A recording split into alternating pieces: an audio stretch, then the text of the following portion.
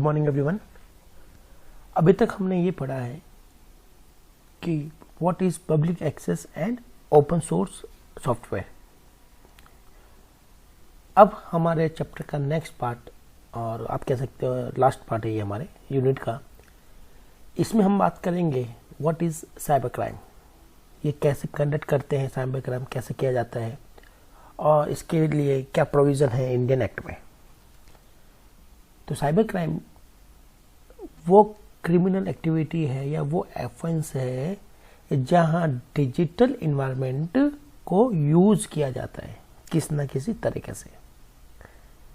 मैं आपको वापस समझा देता हूं। क्रिमिनल एक्टिविटी या कोई भी ऐसा ऑफेंस है ना जिसको हम लोग कैरी आउट करते हैं डिजिटल इन्वायरमेंट में, वो आपका साइबर क्राइम कहलाता है। अब डिजिटल इन्वायरमेंट का मतलब क्या होता है?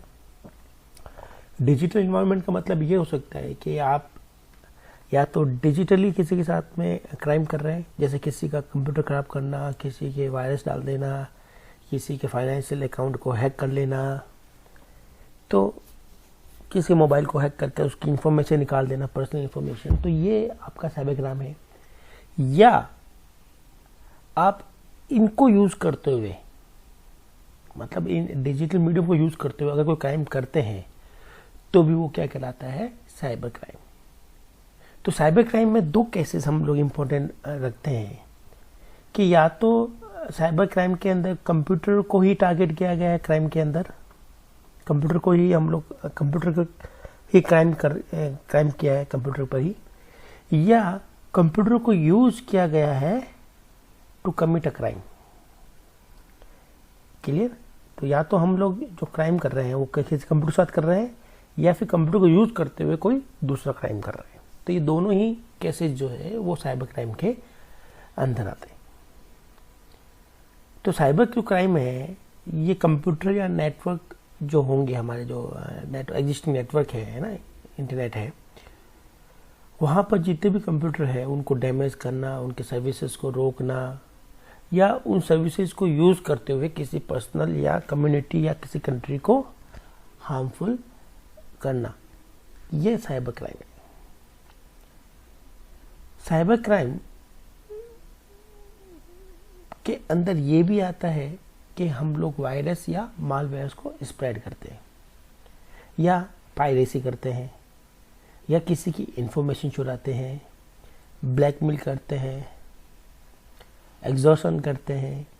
तो कोई भी ऐसा ऑफेंस जिसमें या तो कंप्यूटर को यूज किया गया हो, कंप्यूटर और नेटवर्क को यूज किया गया हो, या कंप्यूटर नेटवर्क के साथ किया गया हो।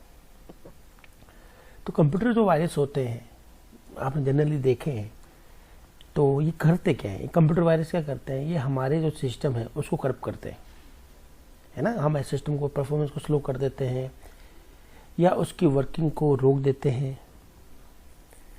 या आपकी इंफॉर्मेशन को चुरा लेते हैं। तो ये जो वायरस है और जो मालवेयर है ये हमारे कंप्यूटर पर अटैक करते हैं। तो टारगेट यहाँ पर कंप्यूटर होता है जिसको ये लोग अटैक करते हैं। कंप्यूटर को या तो ये हार्म करते हैं या तो कोई इंफॉर्मेशन को चुराते हैं।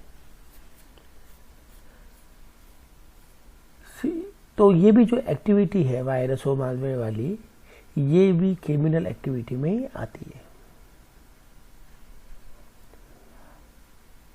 या एक एग्जांपल और देते हैं हम लोग कि मान लीजिए जैसे कि एग्जांपल है, मैंने आपको पहले भी दिया था वो फेसबुक वाला, जिसमें एक फैमिली, दिल्ली की फैमिली घूमने जाती है।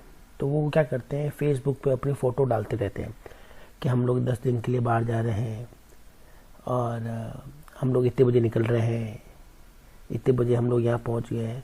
तो ये जो चोर होते हैं उन्होंने ये देखी इन्फॉर्मेशन, या चलो यार घर तो खाली है, घर 10 दिन कोई आना नहीं है, तो उन्होंने वहाँ पर चोरी कर ली।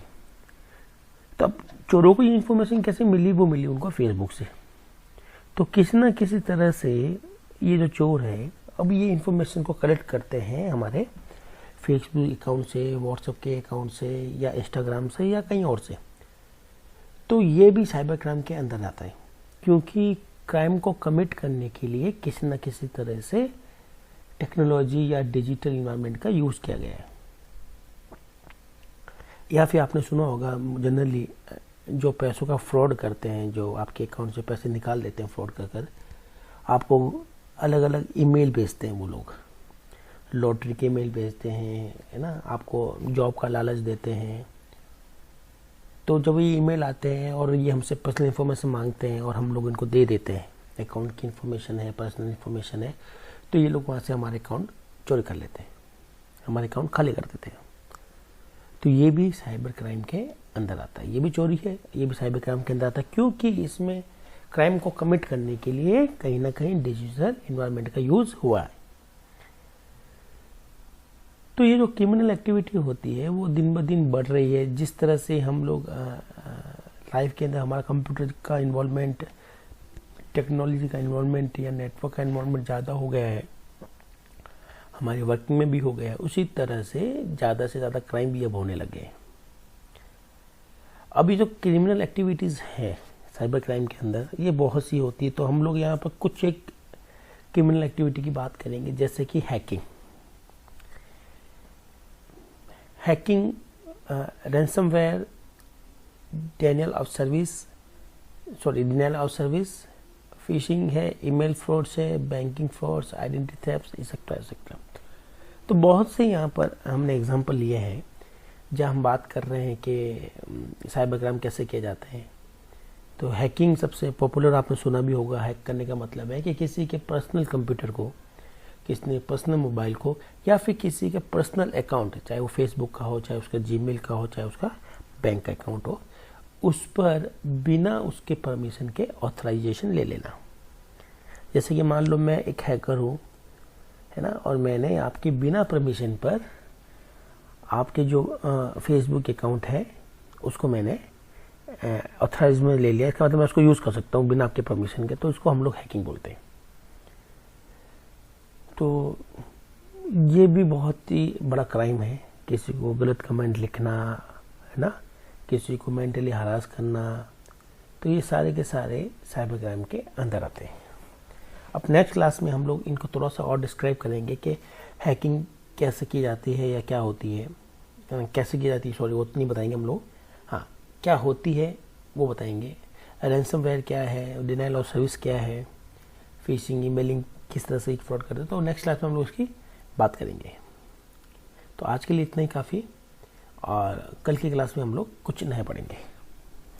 Thank you, bye.